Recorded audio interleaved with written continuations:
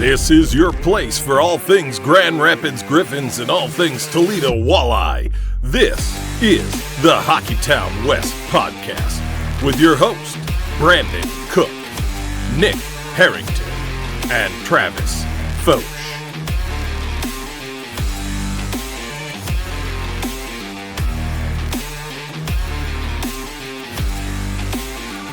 So I'm going to start this episode off with saying that any anger or sadness that I have when it comes to the results of the Toledo Walleye is misdirected anger thanks to the Griffins and their result this morning. Like, losing a school day game always just puts you in a bad mood for the rest of the day, especially in a game where you feel like they could have won.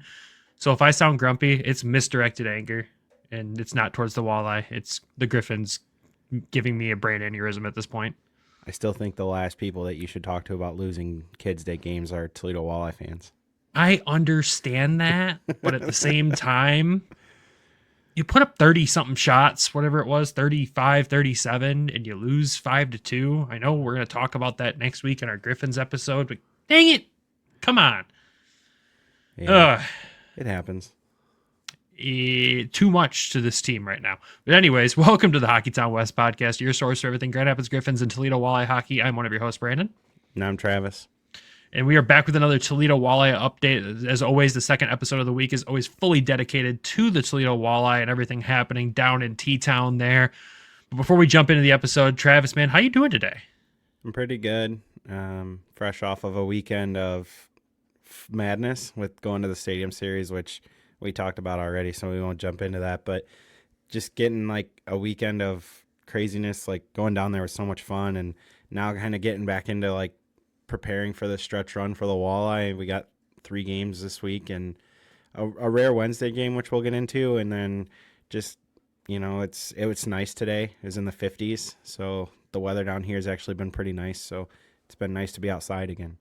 Yeah, it's in the 50s up here too, but it's raining and kind of gross, but I'll still take the 50s, even though tomorrow it's right back down into the low 30s. So yeah, we're supposed to get snow Friday.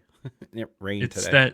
It's that time of year where the weather changes constantly and everybody gets sick. So take your vitamins, get your rest, people. It's that rough stretch, especially when you're talking about hockey. It's a big week. It's trade deadline week. It's starting to get to be playoff push time for all teams. And it's really where everything kind of ramps up for us tenfold, honestly. It gets freaking crazy. I don't know what our playoff coverage will look like this year, but if you followed the show for a while, you know that times in the past for the Griffins, we've done post-game recordings after every playoff game, and who knows, we might pull something out of our hats and do something like that again this year too. We'll see. We got to figure all that out. We got a lot to figure out. We have some interviews to book that we want to get out to you guys too. We got an interview to edit to get out to you guys. We still have to get the Jalen Smerrick one out there. Once Nick's back healthy and can get me all the files, things will go smoother here. But let's dive into some news and updates around the Walleye. And the first one is there's a fun game coming up this weekend at the Huntington Center. You got the Battle of the Badges, Toledo Fire versus Toledo Police. Travis, you got to interview a member of each team last week for our episode there. And that game is right around the corner, man. How excited are you? Well, I got even more excited because now I found out that another kid that I played with plays for the Fire. So I have 2 former teammates playing against each other. So that'll be fun. That's a fun piece for me. Outside of that, I'm excited. I bought our tickets this morning for it, and it's just going to be a lot of fun. A busy day downtown for us. Seems like whenever you guys come down, it turns into an all-day affair down there. It does, and I honestly don't mind spending a full day down in downtown Toledo. It's usually a good time and usually a ton of content and a lot of fun for us. So I'm super excited. Like those guys said, it's their Game 7 Stanley Cup final. It's everything. So I'm anticipating a really fun game for the fans to go watch. So if you haven't yet, go out and buy your tickets for that one. It's going to be a can't miss, and it all goes to charity too. All the profits from it go to charity. So you get to go watch a fun battle between firefighters and police officers on the ice, and you get to give back to charity at the same time. You really can't ask for much more than that. No, you can't. It's a wonderful thing that they do, and that they take it so serious. It makes it even more special. So get your tickets, make these guys feel like professionals for a day. I mean, they put their lives on the line every single day they go to work for us. So, and it's just something that should be celebrated, and I know we're all looking forward to it. Heck yeah, man. Other than that, let's dive into the news for around the Walleye here, and one that frustrates me. I'm sure it frustrates the fans too. Matt Anderson loaned to the Toronto Marlies in the AHL. Just when you think you're getting the guys back, I know we still don't have Gabriel. He's still with Cleveland. I say it every single week. Give him back. You lose Anderson to the Marlies. Yeah, he was there at the beginning of the year and didn't really play. So hopefully at least gets to see some games. I mean, that's the only thing you can hope for the player. I seen Toronto and I was like, is he going to get to play? Like, are you just calling him up to sit him again? Hopefully he at least gets to play. I think it's a precautionary thing with the deadline coming up to make sure that they've got enough guys. Maybe he'll be back after the deadline. Who knows? And hopefully that's the case, but I think they're just kind of bolstering that roster there. I haven't looked too much into the Marlies this season. I don't know really what they're doing. We used to play at least a couple of games against them every season, so they kept them relevant in my brain, but we don't this year, and I don't know if I'm thankful for that or not. I think that matchup was always fun for Grand Rapids to play against them, but it does suck to lose another guy to the AHL, but it's always good to see a guy get an opportunity. Like for him, It's great. I'm sure it's a pay bump too, so I'm sure he's not complaining, but God, it sucks when you need defense like that and you lose a guy like him, man. That's frustrating. It is, but I think they'll handle it. I think so too. So next piece of news outside of Matt Anderson going to Toronto there, the Walleye are up to 62 straight sellouts at the Huntington Center, which I know when we talked on the Griffins episode the other day, 3 consecutive sellouts in Grand Rapids, kind of a big deal. 5 total this season, and Travis kind of laughed at me the whole time I talked about it. But 62, dude, is insane. And you put a little piece of in the note here, just like what that average is out to. 7,991 fans on average at 108% arena capacity per their Walleye Weekly that they release every Monday. That's insane for the ECHL. That's insane. That'd be insane in the AH. I know the average, the highest attendance, I think is Cleveland still, and their average is 10,000 fans per game, but they also share the Cleveland Cavaliers arena. They're in a big city with other major sports teams. We're talking Toledo. There's not an NBA team. There's not an MLB team. There's not an NHL team. Right. It's just the Walleye and the Mud Hens, and they're selling out every freaking game. This is insane. It is, and really, it goes back to when we talk to the Storm guys.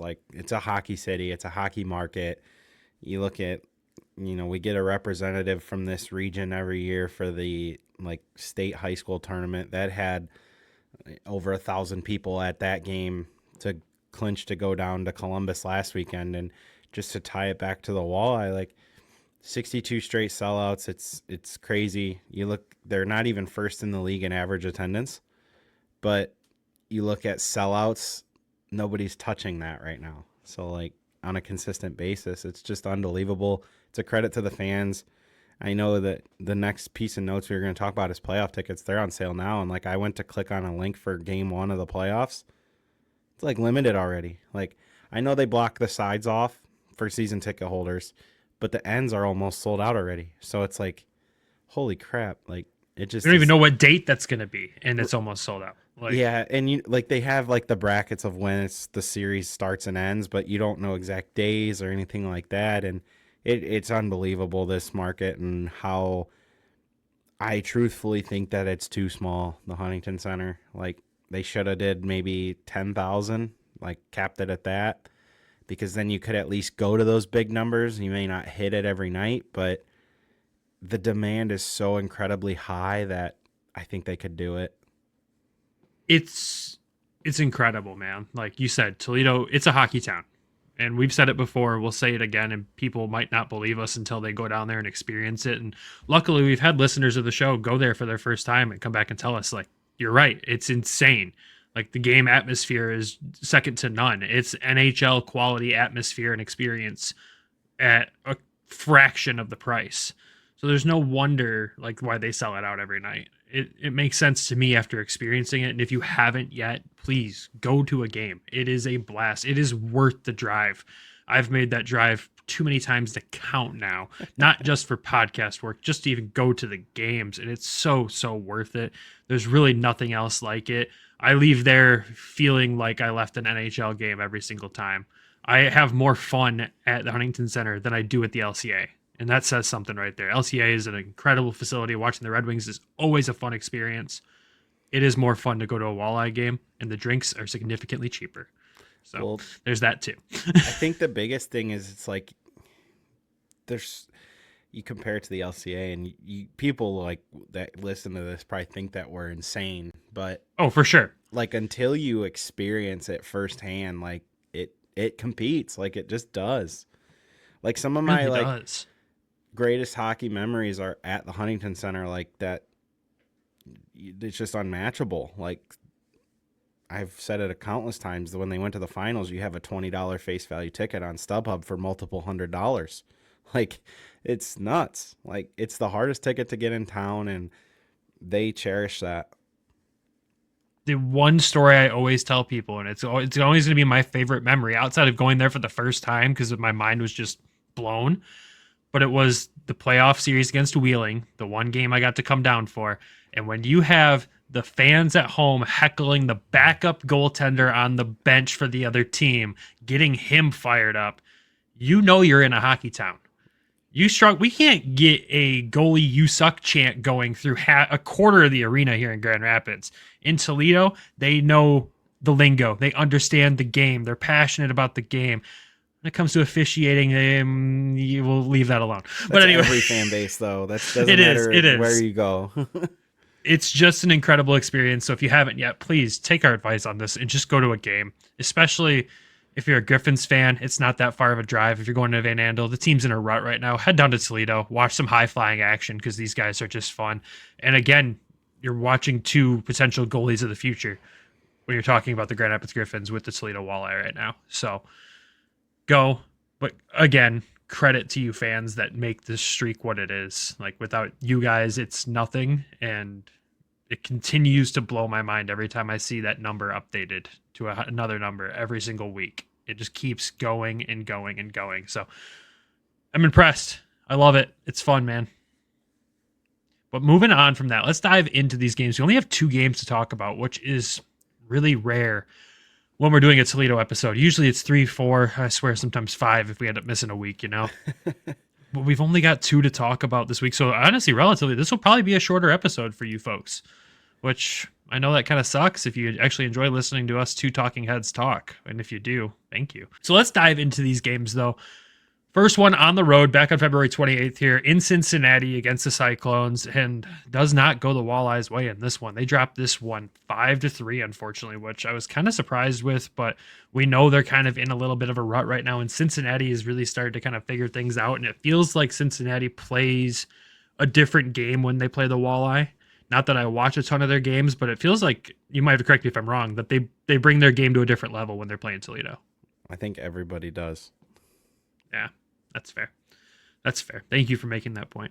Anyways, moving on to the scoring in this game. Cincinnati does kick off the action 4 minutes, 43 seconds in, but 2 minutes later, Carson Bantle. Who else scoring goals for the Walleye right now other than Hawkins? It's Carson Bantle, his 19th of the season from Colin Sawyer and Mitchell Lewandowski on the power play. Love to see that.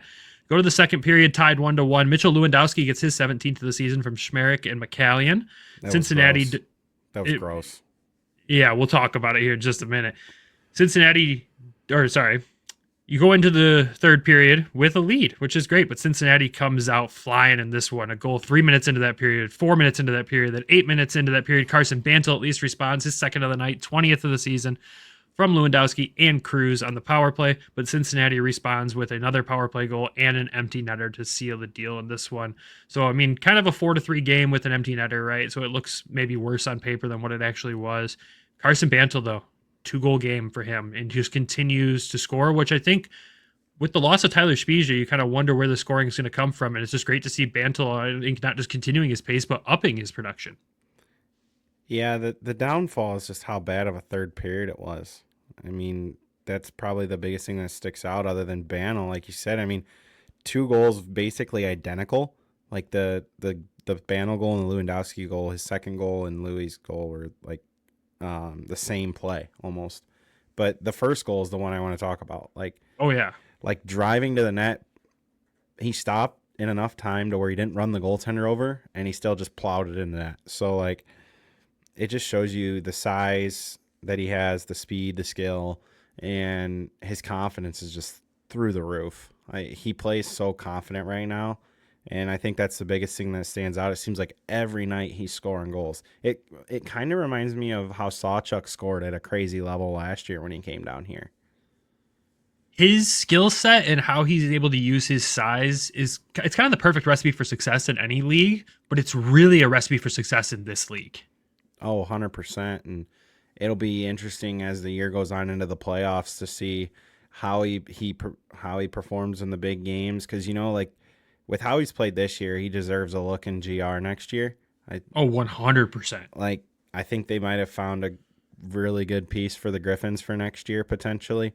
Let him finish out the year down here and keep just playing at this level and being at an all-time high for confidence, I'm sure. And, he just scores a lot of goals right now. It seems like whenever they need a big goal, it's either him or Hawkins right now. Yeah, I would agree. And then also, obviously you got to talk about Louis in this game, right? A 3-point game for him, 2 assists and a goal in this one. When you're talking about a loss, but see a 3-point game from a guy, you're like, how did we lose the game? Yeah, the chemistry between that first line from last year kind of reunited. It's just kind of picked up where they left off with Hawkins and Louis and Bliss. Jesus, lost my train of thought there for a moment. I watched it leave too. Yeah, it's fine. It happens. It's just a good thing to see that, Spezia he gets hurt, leaves the lineup, and then they can just plug and play with that first line again with the chemistry that they built last year. So it shows that it's important to build around a core group of guys year to year, because if an injury does happen, that there's chemistry from the year before. And 100%. To roll this into the next guy, we got to talk about this Pilon fight. I was just going to say that's the next thing we got to talk about, because Darian Pilon was chucking bombs in this fight, dude. I'm honestly shocked the dude did not buckle when he hit him with the first one. Because he was already leaning away and he hit him, and I was like, oh, he's going down, but he didn't. And, last week we talked about team toughness, right? Here's a guy that, if you go back and watch the interview that I had with him post game, big vibes guy. And he's a character, man. He's not the biggest dude. It's not like he's 6'5", and he goes out there and he's just throwing bombs. So I'm sure the fans love that. They got to love that physical play. And if that is something that can ignite a team, then great. So it's just good to see that, I think it also says that, you see Hawk do it the game before. Or not the game before, but the weekend before. Now you got another guy doing it. So maybe it, planted a seed like we had talked about. It's kind of what you hope for in this scenario, right? You hope that plants a seed and can kind of build off of that there. But he came in there throwing bombs like a heavyweight, and I did not anticipate I did not anticipate that from him. I was not aware of that play style that he had that in there. I see him, he can go out there and throw the big hits and he can be the vibes guy. I didn't know he could chuck them. I knew it was there. It's just you don't see it a lot. So, again, it's a time and place thing, and it was well executed, I would say. Yeah, I would say so. I think the other storyline of this game, though, when you look at it overall, it's special teams play, right? You saw 2 power play goals from the Walleye. They go 2 for 5, but they allow 2 power play goals for Cincinnati there as well. So letting 2 in on the penalty kill, not ideal in a game this tight. And just kind of what did you see from the penalty kill in this, and how did that end up kind of collapsing that way? Just some breakdowns. I think they've already probably nipped it in the butt mainly, but it was just one of them nights. It wasn't their night. And it's just one of those things to where a team's playing really well in Cincinnati, and, you got another team in a rut, and it's a team that, has so much pedigree with Toledo right now to where you're going to get everybody's best game. So I think it just was ultimately one of those nights. And they've been playing a lot of tight games lately with Cincinnati, it seems like. So it's not like they're blowing anybody out right now. They've all been tight games, and it's just those minor details. You got to stay out of the box. You don't want to be in the penalty box. If you go 4 for 4, great, which they didn't tonight in that game.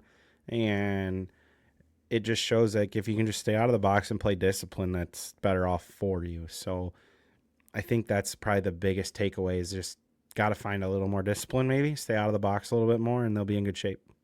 My other takeaway is the 3 stars of the game voting in this game was rigged. How does Louis not even get a star in this one or That's Mantle? weird. I don't understand that. I see the first star of the game as a name that Griffins fans might remember from last season, Curtis Hall. He was the player that was loaned by Providence to us last year for 11 games. Has himself a goal and an assist in this one, so don't love to see that. Yeah, that's a brutal look for the Griffins fans. He didn't do much of anything while he was here. I don't even think he had a point. I think I can actually pull that right. He had 0 points in those 11 games, but also only has 7 points in Cincinnati this year in 13 games, and 2 of those were this game. So still not doing much, but decided to wake up for that game there, I guess. Either way, it sucks to lose this one to Cincinnati, but the nice thing is that they turn around and they come back home to face Cincinnati again, and it kind of goes a different route. But before we get to that, we're going to hit a quick ad break. Like we said, shorter episode today, so we'll hit the ad now, come back, talk about that, our 3 stars of the week for the Walleye, and maybe a little trade deadline talk too. Why not? This NHL season has been as predictable as a puck rolling on its edge. No one knows where it's going, but that just means there's time for your favorite team to figure things out. And games left for you to get in the action at DraftKings Sportsbook, an official sports betting partner of the NHL. It's super easy for first-timers to get started. Try betting on something simple like picking a team to win. Go to the DraftKings Sportsbook app, select your team, and place your first bet. And if you're new to DraftKings, listen up. New customers bet $5 to get $150 in bonus bets instantly. Download the DraftKings Sportsbook app now and use code THPN. That's code THPN for new customers to get $150 in bonus bets instantly when you bet just $5. Only on DraftKings. The crown is yours. Gambling problem? Call 1-800-GAMBLER. In New York, call 877-8-HOPE-NY or text HOPE-NY 467-369. In Connecticut, help is available for problem gambling. Call 888-789-7777 or visit ccpg.org. Please play responsibly. On behalf of Boot Hill Casino and Resort in Kansas, 21 and over. Age and eligibility varies by jurisdiction. Void in Ontario. Bonus bets expire 168 hours after issuance. For additional terms and responsible gaming resources, see dkng.co/ice. And we're back. All right. So like I said, Cincinnati comes to town. They're at the Huntington Center, and the Walleye end up winning this game 3-2 in overtime. And I'll walk you through the scoring here. First period, just 1 goal. It was by Cincinnati actually to kick off the game there about 15 minutes into the first period. Then Toledo does what they do in the second period. They score goals. They are a big second period team this season for some reason. I don't understand why that has worked the way it has, but hey, we're not complaining. 2 minutes, 2 seconds into that period, Brandon Hawkins' 31st goal of the season from Lewandowski and Messina. And then at the 8-minute mark there, Keenan gets his second of the season from Nolan Moyle, short-handed as well. Cincinnati does add 1 to tie it up there at the end of the second period. No goals in the third period. It looks like a tight period as well as that one played out. It goes to overtime. Who else but Brandon Hawkins? His 2-goal game here, his 32nd goal of the season from Trenton Bliss and Jalen Smerrick. And this goal was kind of weird. It's one of those ones where Bliss goes hard to the net, gets tripped up and draws a penalty. The puck kind of squirts out to Hawk there, and he just fires it at the net, and it goes in. It was like a turnaround fadeaway, you know? Yeah, I think the goalie might have thought the play was going to stop, and I think Hawk froze him immediately. Well, great effort by Bliss. I mean, to take it to the net like that and draw a penalty, and it's just, they finally got some puck luck. Like, they finally got some puck luck. The puck found Hawkins, turnaround shot, goes in. It's kind of becoming a trend. It seems like whenever they win in overtime, he's the guy that scores the goals. It was either him or Spezia.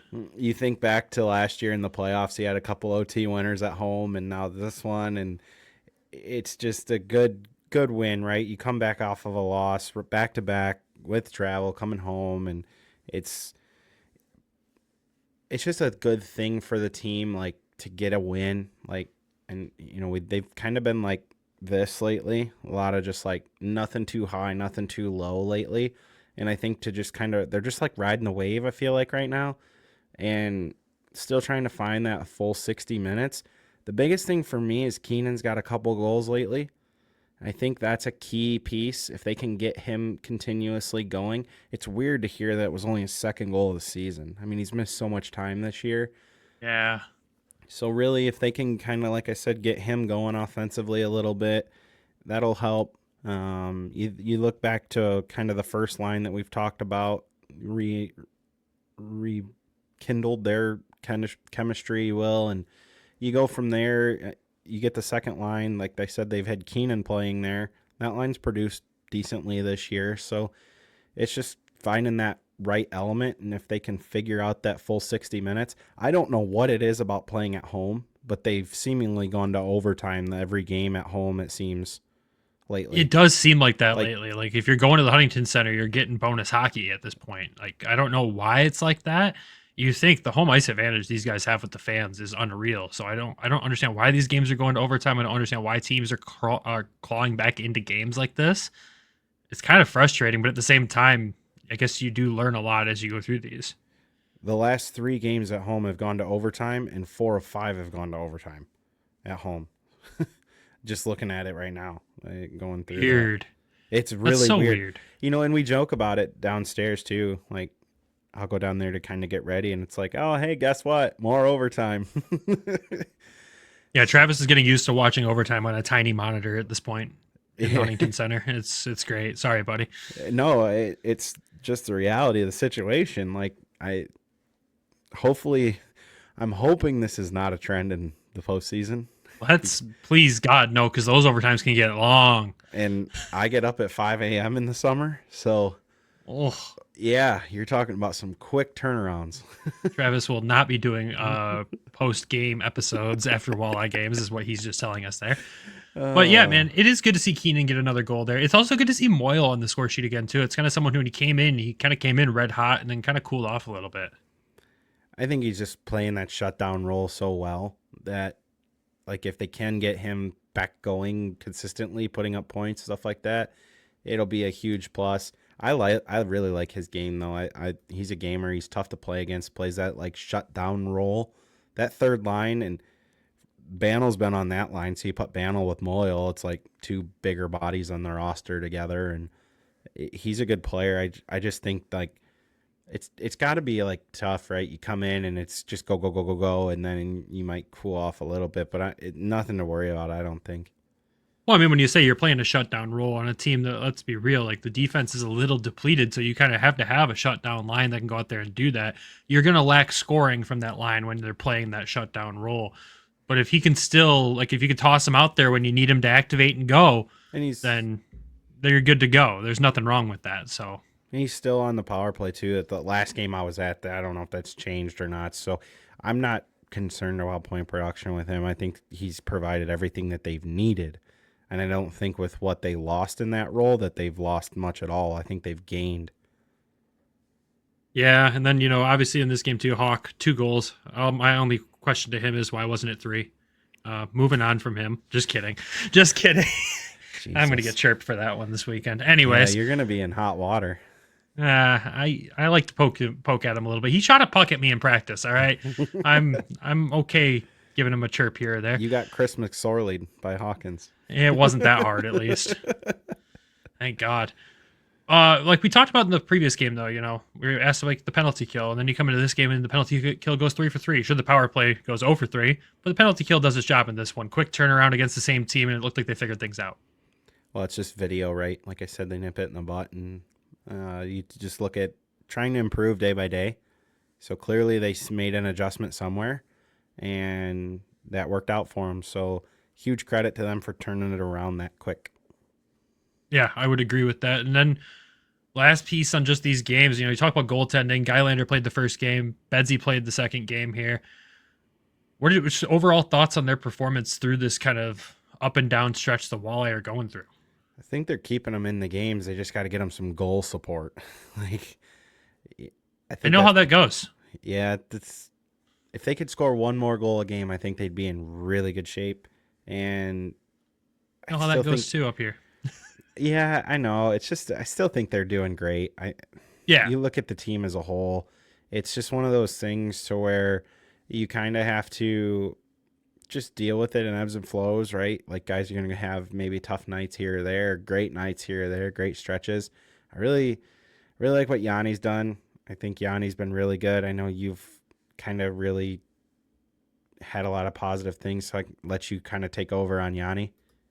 I just love how his game has developed this year. He's, you know, become a goaltender where it's very rare that you see the bad goals, right? For a minute there this season, it was like he was good for 1 a game. It was kind of the Jordan Binnington style of goaltending. You're good for 1 bad one a game, and then you're lights out the rest of it.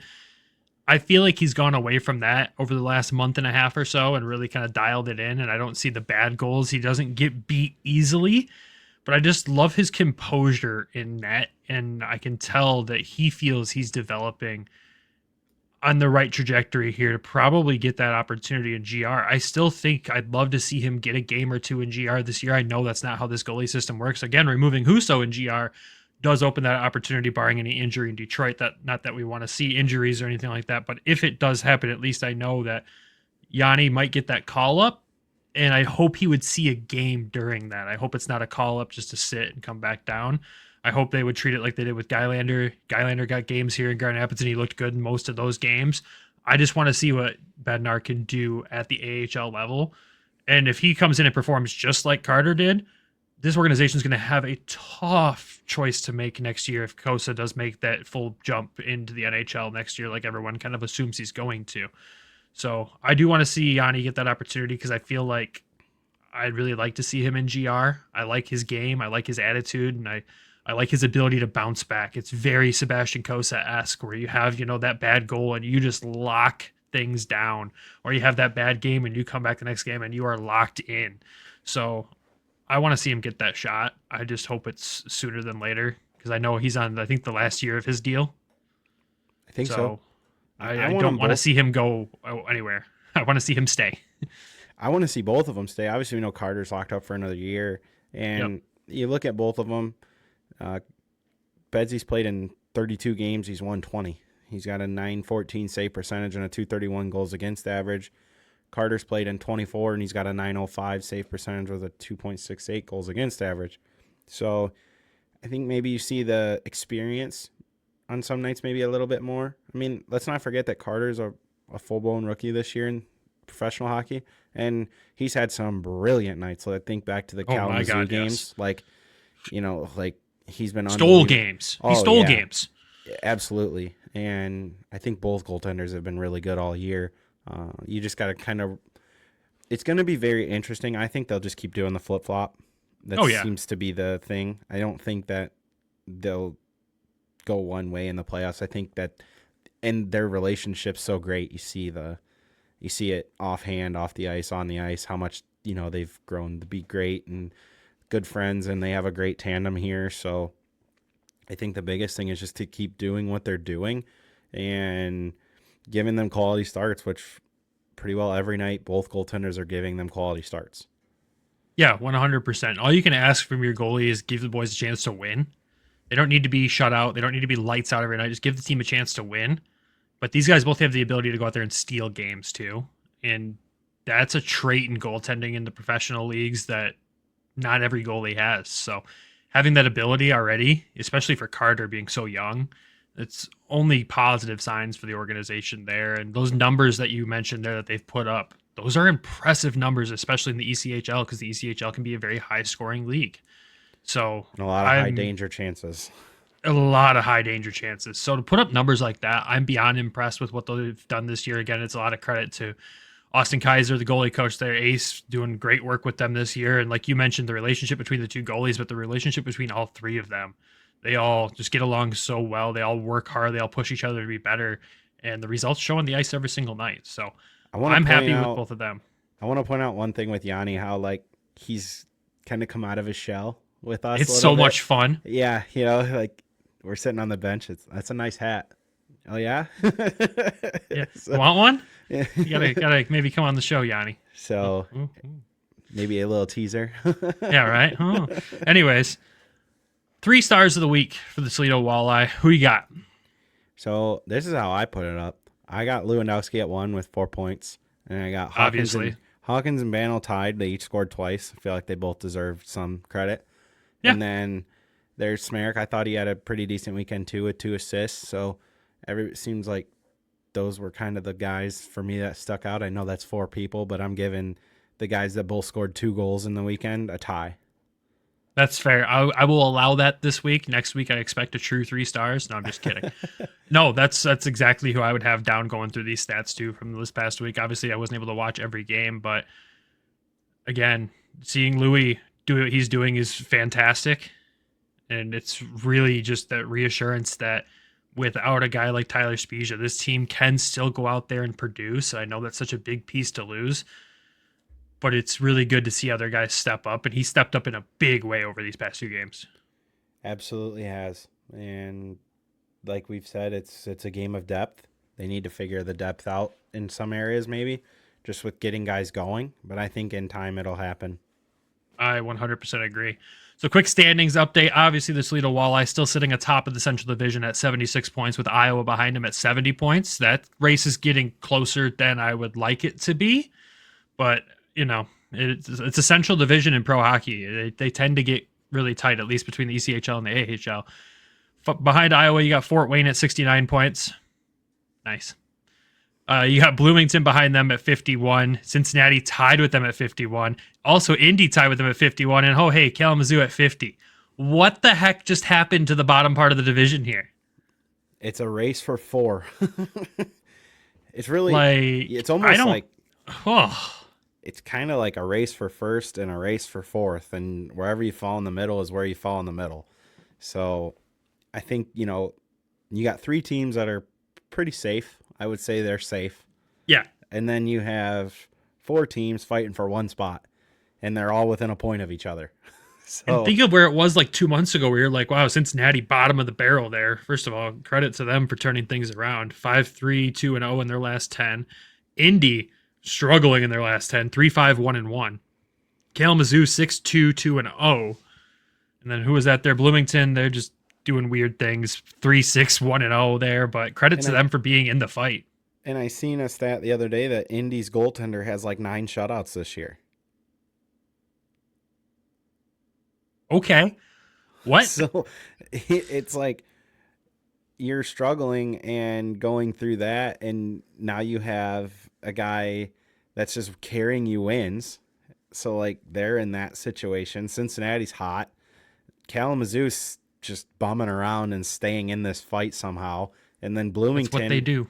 Bloomington as an expansion team is out here just kind of, we're in a playoff spot and we're going to see what we can do with it. Can we get to the playoffs? I don't know, but they're going to try. I know I've seen a lot of roster movement with them up and down. So I think that's one thing to kind of keep an eye on with them. Who do you think gets in? For the fun answer would be Bloomington being a brand new team, making it in. I'd like to see what that looks like. Realistically, I just think Kalamazoo's going to find their way in, just hard work and just be a dirty team and get in there, man. That's just kind of what they do. And, it's a team that if they, again, they had great success last season making the playoffs. Unfortunately, they had to play us in the first round, so that sucked for them. But at the same time, you kind of went into the season not expecting much from them. They kind of got picked apart. They lost a lot of pieces, and they've suddenly found their way back in. And I guess that you can give a lot of credit. They re-signed Hunter Vorva, which was their goaltender last year. They didn't have him for the majority of the first part of the season there, and bringing him back, I think, is what kind of changed things back there. Jonathan Lemieux can be so up and down in net. They weren't really getting consistent performance out of him, and you bring back Vorva, and I'm pretty sure he's put up decent numbers. I don't have him in front of me, but I think Kalamazoo figures it out. If Cincinnati makes it, that's one of the craziest turnarounds in a season, probably since the St. Louis Blues winning the Stanley Cup the year they did. Oh, yeah, 100%. And I'll say this looking at it right now. So, Indy and Kalamazoo both have 2 games in hand on Cincinnati, and Bloomington has 1 on Cincinnati. And then Cincinnati has 55 games played. Bloomington has 54, Indy has 53, and Kalamazoo has 53. So you got 2 teams with 2 games in hand. This is going to be a fun race down the stretch here for that last playoff spot. I do love a close playoff race in a division. That's why I always love the division the Griffins are in. Is it the toughest division in the league? Probably not, but it's always just a photo finish for everybody, and you could be in first place in that division now and end up being the bottom team there. And I don't think that's going to happen with this division per se, but from 3 to 7, it's going to be close, and it's going to be really fun to watch. Well, we got 16 games left. I think if you can probably get 10 of them, you're probably safe at first. Yeah. So yeah, I would say that's probably the number you want to try to shoot for. I wish the ECHL dropped like the playoff primer like the AHL does, so you know the magic numbers. Like they dropped their first round of that today. I wish we would have had it when we recorded, Sunday. But at the same time, I wish we could see what that magic number is as of today. But 10 sounds safe and I like it. This is just going to be fun to watch. So I'm sure every week now we're going to be talking about the bottom of this division, because if it stays this tight, unless a team falls off, There'll be a lot of scoreboard watching down the stretch.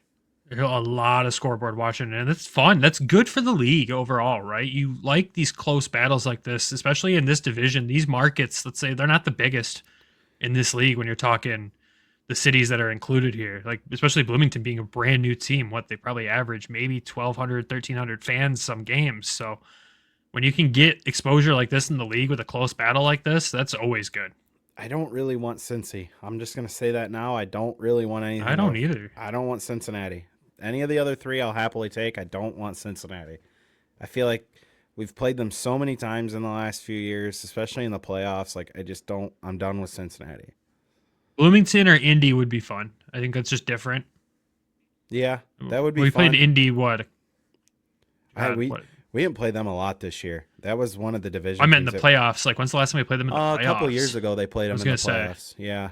Yeah. But Bloomington would be fun. I really, really want Fort Wayne in the second round. Like, we haven't had that matchup in so long. Like, it's just been building for years. They can't do that. They're both too close to drive to, and my temptation of going to Walleye playoff games. It's really hard for me to say no. Honestly, for me, I'll take Kalamazoo in the first round again. That was a match made in heaven for me. Yeah. 45-minute drive down to Kalamazoo for the away games and then head down to Toledo for the home games. It was a perfect setup for me. 100%. I doubt I'll be able to do that this year, but hey, one can dream, right? Exactly. Fort Wayne's a little bit of a hike, but it's starting to look like Florida's just pulling away. Yeah, in the league, Florida is pulling away 81 points. You got Three Rivers behind them at 77, South Carolina at 77, Kansas City at 77. Nice little three-way tie for second place there. Then Toledo right behind them with 76. So everything's just getting really, really close. Everything's tight, and it's going to be a fun stretch run here. It does make it fun because it gives us more stuff to talk about. I said short episode, and look where we're at. We're already further than I thought we would be. Look at us go. Anyways, what's the upcoming schedule for the Walleye look like? I know that you mentioned there's a random Wednesday game there against a team they haven't played this season. Yeah, so we got Wichita coming into town. They're fighting for a playoff spot, too. I just looked there. I think they're 3 points ahead of Idaho for their last spot in the Mountain Division. So that's going to be an interesting game. You don't see a lot of out-of-conference in this league. Toledo's got a fairly heavy out-of-conference March, which is interesting, which we'll get into later. There's a big series at the end of the month. Then Saturday, and also to talk about Wednesday, it's St. Catrick's Day. They're wearing the St. Catrick's jerseys. So that'll be a fun little piece. And then you get Cincinnati in town the day of Battle of the Badges. Another specialty jersey. Battle of the Badges jersey. It's like our 40th this year, it feels like. I don't even know what our blue jersey looks like this year.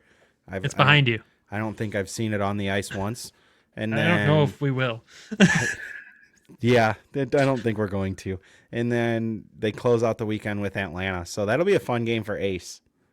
Oh, that will. I didn't even think about that. That'll be a fun one for him. You're right. Yeah. And they're fresh off the Thrashers night.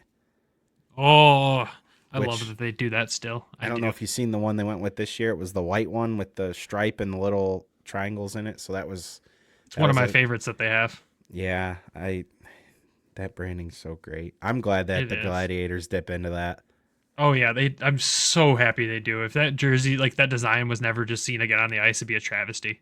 Oh, 100%. Well, cool, man. Well, that wraps up everything Toledo Walleye wise this week. Any thoughts as we get closer? This is the last episode for us before the trade deadline. We talked a little bit about it in the Griffins episode. Have your thoughts changed on what's going to happen here? With the deadline? Yeah. I don't know. I still think they stand pat. Maybe get a depth center just because they need a center bad.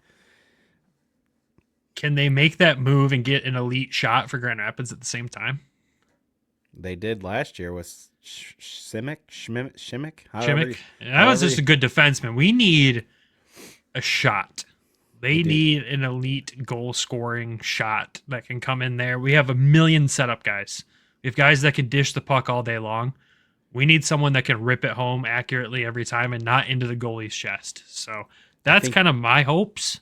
I'm looking, like, can we make a trade with the Texas Stars? I'll take one of the 4 guys that's been a pain in our, you know what? Well, you'd have to give up a good player, and that's going to be rebuilding for Detroit, and the fans will have a full-on nuclear meltdown if that happens. They're already going to have a meltdown either way. No matter, the one thing I know about deadline day, no matter what Detroit does, the fan base is going to have a meltdown. We do nothing, they're going to be pissed we didn't do anything. They move a key piece, they're going to be like, oh God, the rebuild's restarting. Oh, what's happening? And if they sign a big name, they're going to be like, that's too long of a deal, bad deal. And here we go again. There's no winning if you're Yzerman right now in this one, unfortunately. I just would rather him stay quiet. I think the asking price for a good, like, second line center is going to be too high. It's a seller's market. Like, if you look at some of the other deals that have happened, it's definitely a seller's market, not a buyer's market. And seemingly every deadline year, every deadline day, every year, we say that, oh, it's a seller's market. Well, yeah, it is every year. I mean, I think for the Griffins, they have to hope that Skellefteå gets bounced and Detroit can talk those two into coming overseas. That quickly. I think that's the only path for GR to get a ton of help, like potential help. Like, I mean, you've seen what the one guy's done over there. He's had a big year. Pretty good. Decent. It'd be fun for GR, and maybe MBN can come over and have a good stretch for GR if they get bounced. Which I know that at one point they were on the fringe. And if they do make it, how deep do they go? When would they make it over? GR is going to also get Finney at some point. So, I don't know. It's going to be interesting. I'm not anticipating fireworks. I'll say that. I don't think I am either. The only thing that'll make me really jump out of my chair that day, like I said, if Justin Ritzkovian from Texas ends up in Grand Rapids, then you might hear me screaming all the way down in Toledo from excitement. There's a certain defenseman that I would love for them to acquire just as a mentor for another defenseman that's coming in the pipeline, but you'd have to retain a lot of money. Retention's not cheap. You're going to pay for the retention. I don't think it works out. I hope it's a boring day. I hope we watch other teams make really stupid decisions where we go, oh my God, all right, we just got better based on that in the next couple of years. And I hope we just kind of chill. Yeah, I think the best move they make is the one they don't make to a point. Like, I think if you can get another center, I think they need a center. Like, I will say they do. I would like Sheldon Dries back, please. They need a center because Rasmussen, seemingly, they said possibly the Stadium Series. Now he's not playing tonight, and then you don't know. So, and is Veleno really the answer at your third line center? I don't think so. Maybe a fourth line center spot.